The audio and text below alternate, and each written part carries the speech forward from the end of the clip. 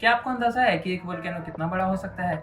अगर आप सोच रहे हैं कि वो इंसानों की बनाई सबसे ऊँची बिल्डिंग बुर्ज खलीफा जो कि है 825 मीटर्स ऊँची, उससे बड़ा, तो आप गलत हैं। अगर आप सोच रहे हैं कि वो एक माउंट एवरेस्ट से भी बड़ा है जो कि है 8823 मीटर्स, तो आप गलत हैं। अगर आप सोच रहे हैं कि वो अर्थ के डीपेस्ट पॉइंट जो कि है मरियाना ट्रेंच 11,000 मीटर्स डीप, उससे बड़ा है, तो आप सही।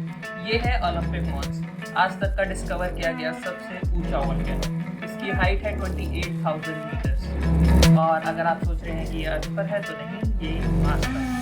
ऐसे ही माइंड ब्लोइंग फैक्ट्स के लिए फॉलो कीजिए स्टेटस सीक्रेट्स।